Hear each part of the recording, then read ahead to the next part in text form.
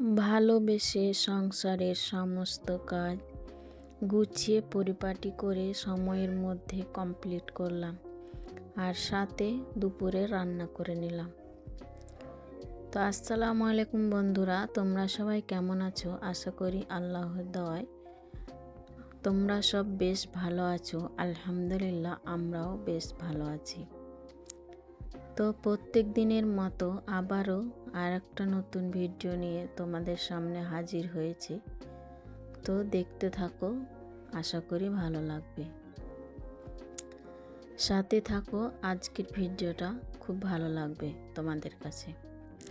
ভিডিওর শুরুতে বা প্রথমে বলে ফেলি যে আমার ভিডিও যারা দেখছো হয়তো লাইক দিতে ভুলে গিয়েছো, তো প্রথমে বলি যে একটা ছোট্ট একটা লাইক দিয়ে আমার ভিডিওটা কন্টিনিউ করো, আর পুরো ভিডিওটা দেখো, তাতে তোমাদেরও ভালো লাগবে আর আমাদেরও একটু উপকার হবে।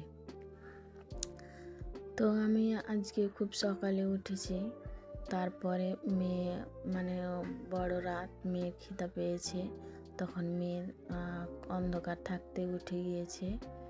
তো মেয়ে উঠেছে, তার সাথে সাথে ছেলেও উঠে গিয়েছে। তো দুধ জাল করে এখন তাদের খেতে দিয়ে দিলাম। তো এখন তারা খাওয়া দাওয়ার পর যে ঘরের কি অবস্থা একটু দেখে নাও। দুধ আর মুড়ি আর পাউরুটি খেলো, তো ঘরে কি অবস্থা করেছে। তো সকাল হয়ে আছে, হয়তো 6টা বাজলো, আমি এখন ঘড়ি দেখিনি, ঠিক বলতে পারবো না। তো 6টা বেজেছে, সকাল 6টা। তো 6টা বাজে, তো ঘরের ভিতরে মনে হচ্ছে অন্ধকারই। তো 6টার সময় তো খুব সকাল হয়ে থাকে। তো তখন তাকে খাইয়ে ছেলে যাবে মাদ্রাসা, আমাদের গ্রামে মক্তব মাদ্রাসায় পড়তে। তো তাকে খাইয়ে দিলাম, সেও চলে যাবে পড়তে। আর মেয়ে তো এখন শান্ত হয়ে থাকলো। মেয়ে আবার শান্ত কি থাকবে, ওই তো সারাক্ষণ আমার পিছিয়ে লেগে থাকে, সারাক্ষণ জ্বালাতন করে। তো ওইভাবে জ্বালাতন করে, তার ফাঁকে ফাঁকে আমাকে কাজ সেরে নিতে হয়। তো সব কাজ সেরে নিয়েছি, সকালে ঘরের কাজগুলো মোটামুটি করে করতে শুরু করে দিয়েছি, করে নিচ্ছি একটু একটু করে, মোছামুছি আর তো ঝাঁটা দিয়ে সব কাজ করে নিচ্ছি। আর মেয়ে তো থাকছে সাথে, হয়তো একটা কাজ করছি, আবার আর একদিকে অন্য কাজ আমার কাজ বাড়িয়ে রাখছে।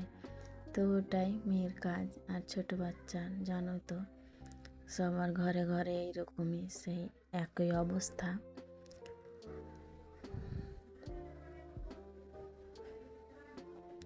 তো এখন আমি ঘরটাকে ভালোভাবে ফার্নিচারগুলোকে মোটামুটি করে মুছে নিলাম, আর এখন ঘরটাকে ঝাড় দিয়ে নিলাম। আর সকালে ঠান্ডা তো লাগছেই, জানতে পারছো যে এখন তো ঠান্ডা অনেকটাই কমে গিয়েছে। খুব সকালে উঠে রোদের মুখ দেখতে পাই, তো রোদ তো উঠেই যায়, তার জন্য ঠান্ডাটাও অনেকটাই কমে গিয়েছে আগের থেকে।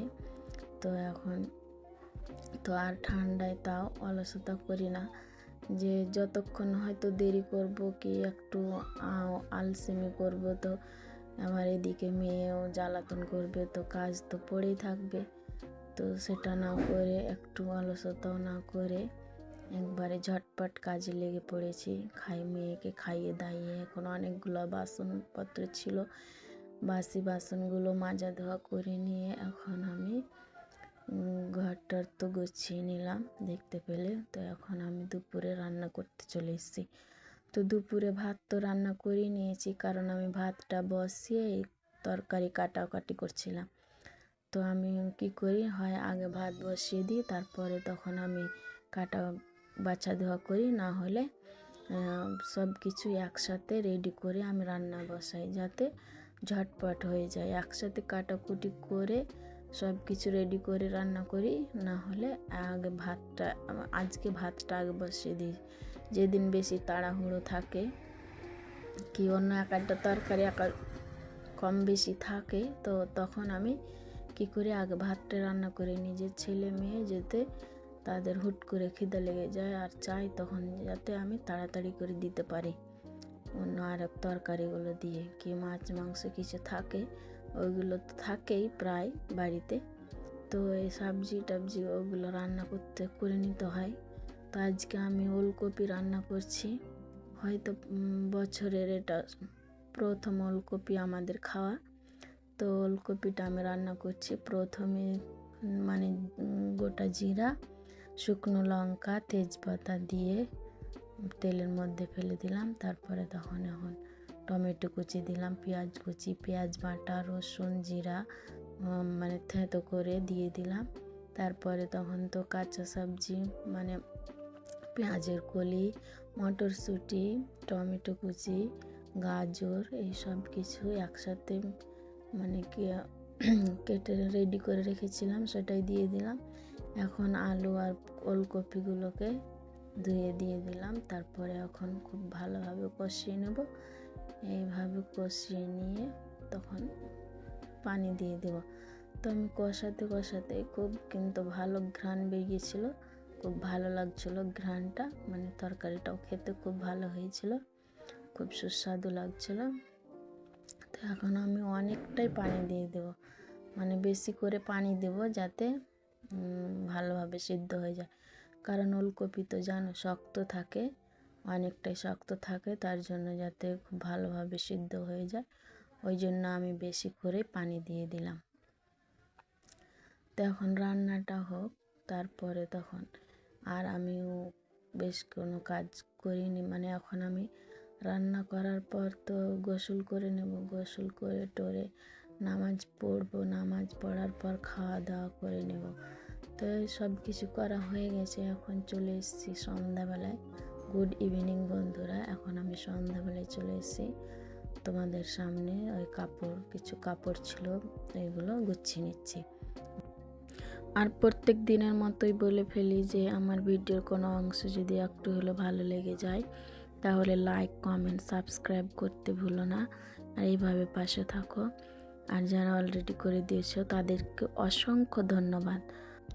আর যেসব দিদিরা ভিডিও দেখে কমেন্ট করছো কিন্তু সাবস্ক্রাইব করতে ভুলে যাচ্ছ, হতে পারে আমার ভিডিও তোমাদের ভালো লাগে না, কিন্তু একটু মন দিয়ে ভালোভাবে দেখলে, অন্তরের চোখে দেখলে সবার ভালো লেগে যাবে। তো কমেন্ট করছো দিদিরা কিন্তু সাবস্ক্রাইব করতে ভুলে যাচ্ছ, তো একটু সাবস্ক্রাইব করে আমার পাশে থেকে যাও। তো আজকে তোমাদের সাথে এ পর্যন্তই থাকলাম। পরের দিন আর একটা নতুন ভিডিও নিয়ে হাজির হব। সবাই ভালো থাকো, সুস্থ থাকো। আসসালামু আলাইকুম।